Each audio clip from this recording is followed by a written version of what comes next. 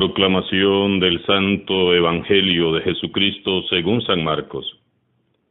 En aquel tiempo fueron a ver a Jesús algunos de los saduceos, los cuales afirman que los muertos no resucitan, y le dijeron: Maestro, Moisés nos dejó escrito que si un hombre muere dejando a su viuda sin hijos, que la tome por mujer el hermano del que murió, para darle descendencia a su hermano. Había una vez 7 hermanos, el primero de los cuales se casó y murió sin dejar hijos. El segundo se casó con la viuda y murió también sin dejar hijos. Lo mismo el tercero. Los 7 se casaron con ella, y ninguno de ellos dejó descendencia. Por último, después de todos, murió también la mujer. El día de la resurrección, cuando resuciten de entre los muertos, ¿de cuál de los 7 será mujer? Porque fue mujer de los 7. Jesús les contestó: están en un error, porque no entienden las Escrituras ni el poder de Dios. Pues cuando resuciten de entre los muertos, ni los hombres tendrán mujer, ni las mujeres marido, sino que serán como los ángeles del cielo. Y en cuanto al hecho de que los muertos resucitan, ¿acaso no han leído en el libro de Moisés aquel pasaje de la zarza en que Dios le dijo: Yo soy el Dios de Abraham, el Dios de Isaac, el Dios de Jacob? Dios no es Dios de muertos, sino de vivos. Están pues muy equivocados. Palabra del Señor.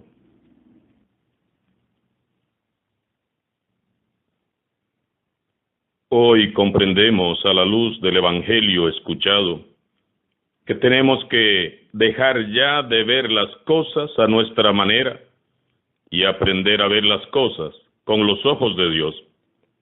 Nuestro Dios es el Dios de la vida. La gloria de Dios es que todo ser humano viva plenamente. Jesús quiere que aprendamos a mirar la vida con los ojos de Dios, y que dejemos de mirar las cosas desde nuestra pobre perspectiva. Los saduceos del pasaje que hemos escuchado en el Evangelio de hoy también necesitaban urgentemente aprender a mirar con los ojos de Dios. Jesús se encontraba a menudo con los intelectuales de su tiempo, los iluminados, como los ha llamado jocosamente el Papa Francisco en algunas de sus homilías. Los saduceos eran personas de la alta sociedad, miembros de familias sacerdotales, eran muy cultos, adinerados y aristócratas, es decir, eran la crema innata de la religión y la sociedad del tiempo de Jesús. Al partido saduceo pertenecían 2 grupos importantes del Sanedrín: los senadores seglares y los sumos sacerdotes. Desde el punto de vista político, ellos eran partidarios del orden establecido y eran colaboradores de los romanos. Para los saduceos, el reino mesiánico estaba ya presente en la situación de bienestar que ellos estaban viviendo. Claro, cómo no, si ellos eran ricos y no pasaban necesidad.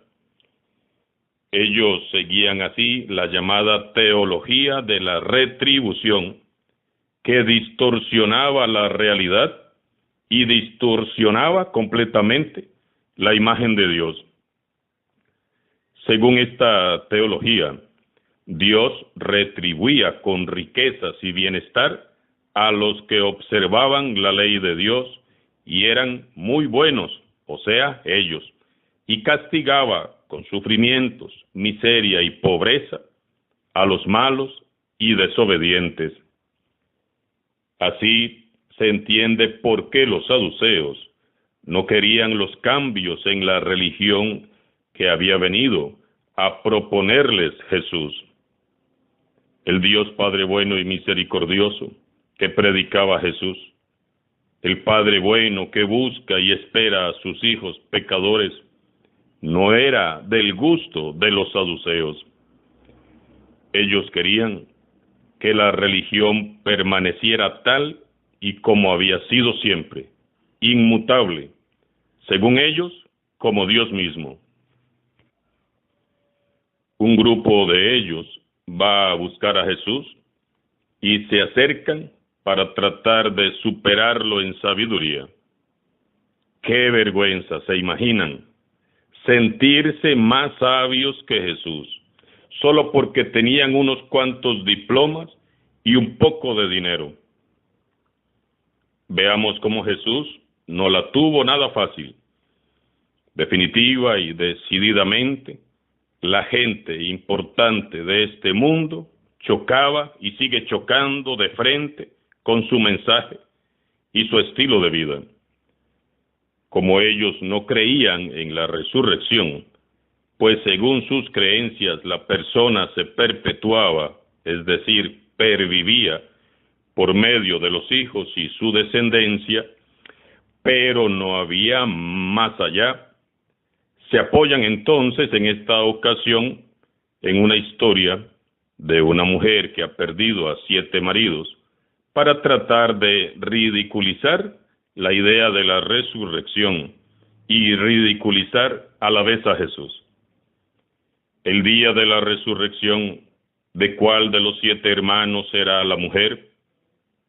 Otra pregunta hipócrita, hecha no por el deseo de saber la respuesta, sino para, según ellos, hacer caer y dejar en ridículo a Jesús. Jesús los reprende fuertemente. Ustedes están en un error, porque ustedes no entienden las Escrituras ni el poder de Dios. Dios no es un Dios de muertos, sino de vivos. Están pues muy equivocados. La respuesta de Jesús es dura. Los dirigentes del templo y de la nación están en un grave error por 2 grandes razones. Número 1, porque desconocen las Escrituras. Desconocen lo que en verdad Dios ha dicho. Y número 2, porque no reconocen el poder de Dios. Desconocen lo que Dios puede hacer. La respuesta de Jesús es una respuesta coherente. Al principio y al final Jesús hace caer en la cuenta que los saduceos que han planteado la cuestión andan muy equivocados frente al tema de la resurrección. Ellos concebían la resurrección de los muertos como un regreso a esta vida y a sus condiciones. Pero Jesús deja en claro que el poder de Dios alcanza para mucho más. Ellos suponían que los resucitados tomarían esposas y que las resucitadas tomarían marido, que la vida eterna sería una vida como la que ellos llevaban acá. Pero no es así. Jesús responde desenmascarando la ignorancia y la malicia de los saduceos, afirmando la resurrección. Pues cuando resuciten de entre los muertos, ni los hombres tendrán mujer, ni las mujeres marido, sino que serán como los ángeles del cielo. Y les recalca que Dios es un Dios de vivos. ¿No han leído en el libro de Moisés aquel pasaje de la zarza en que Dios le dijo: yo soy el Dios de Abraham, el Dios de Isaac, el Dios de Jacob? Dios no es un Dios de muertos, sino de vivos. Hermanos y hermanas, tenemos que creer en el poder de Dios. Dios es un Dios de vida, Dios de vivos, Dios que engendra vida, Dios de Abraham, Dios de Isaac, Dios de Jacob, Dios Padre de Jesús, Dios que vence a la muerte, al mal y al pecado. Si decimos que el amor es más fuerte que la muerte, ¿por qué Dios no va a poder Él engendrar seres nuevos, resucitados y gloriosos? ¿Por qué no podría hacerlo? ¿Quiénes somos nosotros para cuestionar el poder de Dios? Todavía hay personas así, como los saduceos, que se creen muy intelectuales y sabias, muy iluminados, y que se desgastan el cerebro tratando de encontrar sus propias respuestas al alto misterio de Dios. Y hacen cada pregunta, y crean cada confusión, e inventan cada cosa. Hermanos y hermanas, hay cosas que no nos toca entender, sino creer. Para comprender a Dios, hay que entender, escudriñar las Escrituras y reconocer humildemente el poder infinito de Dios. Nos lo está diciendo Jesús. En lugar de desgastarnos tratando de entender o encontrar respuestas a nuestras preguntas, ¿por qué mejor no invertimos el tiempo orando y escudriñando las Escrituras a la luz del Espíritu Santo para poder comprender mejor el misterio de la vida en Dios? Vivir esta vida sin consultar el manual que se llama Biblia es inútil. Vivir esta vida mirando con nuestra limitada visión es un fracaso. Vivir esta vida sin Dios es un caos. Nunca entenderemos a Dios si no meditamos las palabras de Jesús y creemos firmemente en su poder. Solo Él y nadie más que Él puede transformar nuestras historias en historias de salvación.